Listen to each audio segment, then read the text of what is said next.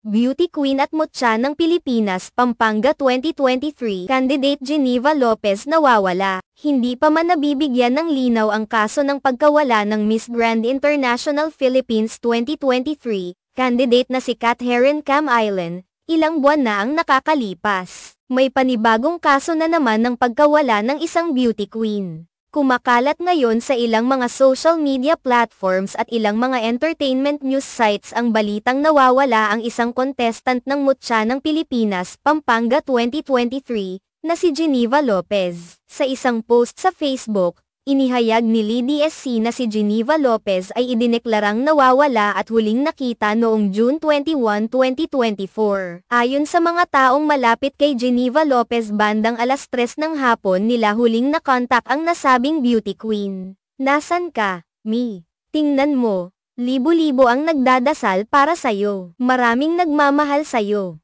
Balik ka na sa amin, please." Pahayag nito. "Lord, sa iyong mga kamay inihahabilin ko po mga pamangkin ko naway ligtas po sila saan man po sila naroon," dagdag pa nito.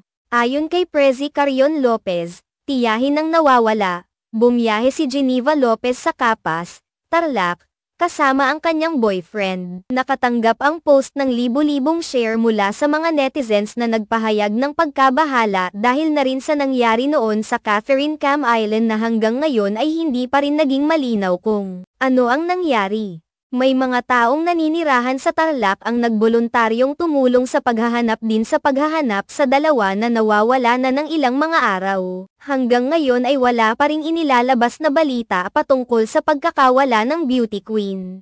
Dahil dito lalo lumaki ang mga agam-agam ng maraming mga netizens dahil hindi nila mapigil ang icon ekta ang nangyari sa unsolved case ni Catherine Cam Island na hanggang ngayon ay hindi pa malinaw kung buhay pa o sumakabilang buhay na.